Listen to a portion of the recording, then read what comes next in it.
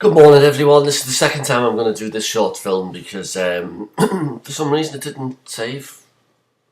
I tried to do one yesterday and tried to save it, and it didn't save. So something very strange about doing the same subject twice over. Good morning, everybody. It's 8:30 on Thursday morning. The next lesson is up today, so I'm going to reply to I'm going to send a little short reply to the responses that I had last week, which were 2 in number. Calculating rate. Well, there were 2 approaches to this. One looked as though it came straight out of Jowett and Thompson, which I thoroughly approve of, by the way. And the other offered me a number of different ways of calculating rate. Of course, it's all AI these days, isn't it? These ways of calculating rate off the paper. The way you calculate rate these days surely is by looking at the readout on the machine and letting it do the hard work for you, while you get on with the very proper task of trying to reassure the person who's having an ECG done to them that everything's in order. And just think about that for a second. Just imagine the situation where you're sitting there and having that done to you, and the implications of having that done to you when you're in your late 50s. I always think that there is a lot more skill involved in talking to the patient who's having the ECG done than understanding what's on the ECG. I truly consider that with a relatively small amount of attention, you can get yourself up and running on ECGs pretty quickly.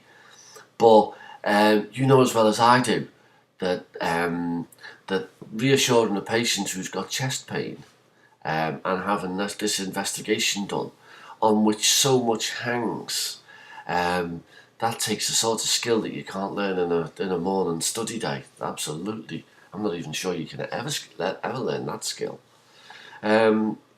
PQRST required for sinus rhythm. Thank you. There was another formulation which had that the P had to be before the QRST, or it had to come after it, and all that stuff. I'd keep it simple. Have you got a P? Have you got a Q? Have you got an R? Have you got an S? And have you got a T? In that order. And if you have, then pretty much you got sinus rhythm. As for axis, now axis, I think I dug up a little bit of confusion here.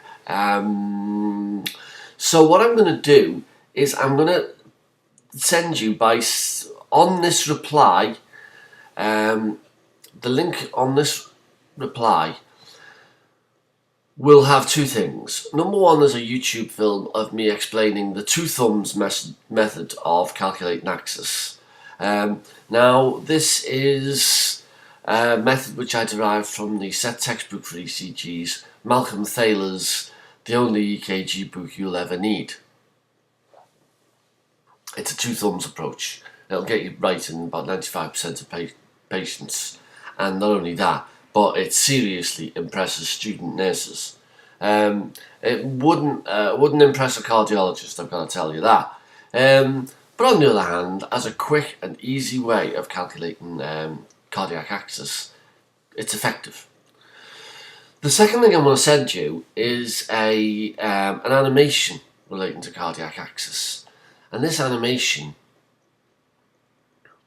what you do is you put your cursor over the red arrow, and you can alter the theoretical axis on a imaginary heart. And that's on the left hand side of the picture. On the right hand side of the picture, you can see the effect that you're having on a 12-lead ECG. And this is extraordinarily effective. I'm rather proud to have found this one. But you tell me what you think. You tell me what you think. You tell me if there's a better way of teaching cardiac axis. Swan-Ganz catheter, yes, very rarely seen. And the one that got mentioned was one that was seen as a student nurse over in a local tertiary centre for patients following heart surgery. I used to work in that centre, and I remember when patients were monitored hemodynamically after heart surgery, with one simple single lumen CVP line. And in that period, if the patient had a lot of inotropes going through that one lumen CVP line, and you gave them antibiotics, what happened was that you flushed through the inotrope line with antibiotics. They got a massive big hike in their blood pressure, and then when the line was empty, of course, if they were dependent on the inotropes, then their blood pressure would start to drop, and it wouldn't come back up again until the inotrope had filled the line. This was a very, very unsatisfactory situation. And what's more, patients ended up in those circumstances often suffering from pretty severe pulmonary edema on the ventilator. Then the Swan-Ganz catheter was introduced, and after that there was no problem really. But of course, all that's been superseded now, and it's been superseded in intensive care units certainly by continuous cardiac output measurement devices, and these work by a system of thermodilution and by a complex and computer-based series of calculations. This machine can give you a continuous output, a continuous measurement of the patient's cardiac output. Phenomenal. Okay. Urinary catheters. Yeah, someone mentioned the urinary catheter of a patient. The sort of patient who would need a Swan-Ganz catheter is likely also to need a urinary output catheter.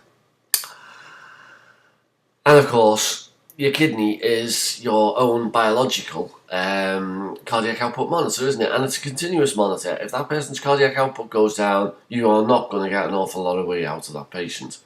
By looking at the urinary catheter bag, you get a pretty good idea of where that person's up to hemodynamically. And it's funny the way certain organs have this sort of role. I was speaking to an old nurse not long ago, and she said that when they were student nurses, they often referred to the skin as the third kidney, because of its role in balancing fluids within a person's body. Arterial line, yes, one person put that this was for the continuous measurement of blood pressure, and that's good. The other person also mentioned the possibility that you can take blood gases off an arterial line. And of course, this is extremely important. It's extremely important in low cardiac output states, even where the person's getting rid of enough carbon dioxide and taking in enough oxygen. Because in those circumstances, the arterial blood gas measurement will also give you an idea of what the blood pH of the person is. And if they are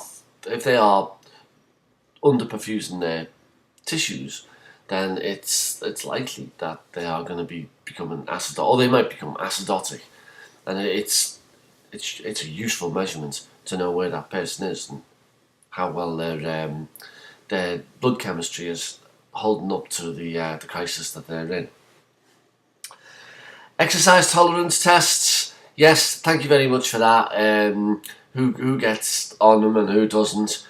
Formidable list of exclusion criteria there. Thank you very much.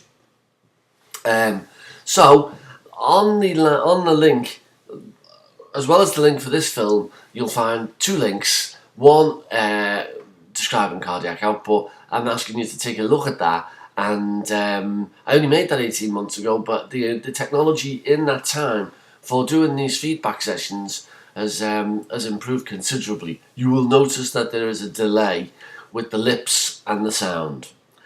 You will also notice that not one scrap of furnishing has changed in my flat in the entire time. It's been lucky enough to get a dust. So with that, I will say well done, everyone. Thank you for all the replies, and speak to you next week. Be lucky.